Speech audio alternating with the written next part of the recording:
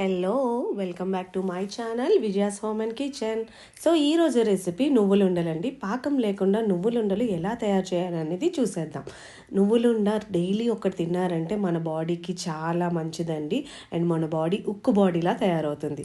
So ఇంకెందుకు ఆలస్యం, ప్రాసెస్లోకి వెళ్ళిపోదాం. ఒక కడాయి తీసుకొని అందులో 3 గ్లాసుల నువ్వులు తీసుకోండి. ఇంకా ఇవి కొంచెం రెడ్డిష్ కలర్ వచ్చే వరకు వేయించుకోండి. అలాగే 3/4 kg బెల్లం తీసుకున్నాను. సో ఈ బెల్లాన్ని ఇలా దంచేసుకోండి మెత్తగా.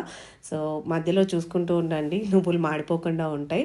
సో ఇలా మీడియం రెడ్ కలర్ వచ్చిన వెంటనే స్టవ్ ఆఫ్ చేసుకొని కొంచెం చల్లారబెట్టుకోండి. అలాగే బెల్లాన్ని మెత్తగా దంచేసుకోవాలి. ఇలాగా చిన్న చిన్న ముక్కలున్న ప్రాబ్లం లేదు మనకి. ఇప్పుడు చల్లారిన నువ్వుల్ని మనం మిక్సీలో వేసేసుకొని దీన్ని గ్రైండ్ చేసేసుకుందాం. ఈ నువ్వుల్ని మరీ మెత్తగా కాకుండా కొంచెము బరకగా ఉండేలాగా మనం మిక్సీ పెట్టుకోవాలండి.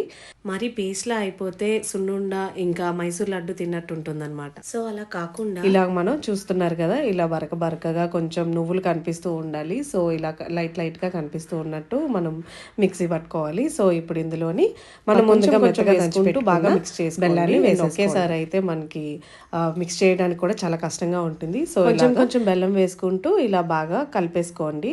సో ఇలా హాఫ్ కలుపుకున్న తర్వాత మిగతా హాఫ్ కూడా వేసేసుకొని బాగా కలిపేసుకోండి. సో బెల్లం అంతా నువ్వులు మొత్తం మిక్స్ అయిపోవాలన్నమాట. సో ఇలా మిక్స్ అయిపోయిన తర్వాత చూస్తున్నారు కదా, నేను రౌండ్గా ఉండాలి కింద చేసేసుకోండి. చిన్నపిల్లలు కానీ పెద్దవాళ్ళకి కానీ ఎలాంటి షేప్ ఇష్టపడతారో అలా చేసినట్టయితే వాళ్ళు ఇష్టంగా తింటారు. మనం చిన్నపిల్లలకి పాలు ఇస్తామండి, అందులో కాల్షియం ఎక్కువ ఉందని చెప్పి ఇస్తాము. పాలల్లో కన్నా మనకి నువ్వుల్లో 13 రెట్లు ఎక్కువ కాల్షియం ఉంటుందండి. సో చిన్నపిల్లలకి డైలీ ఇది ఒక్కొక్క ఉండ ఇచ్చినట్టయితే వాళ్ళు చాలా హెల్తీగా స్ట్రాంగ్గా ఉంటారు. అంతేకాకుండా పెద్దవాళ్ళు కూడా కంపల్సరీ తినండి.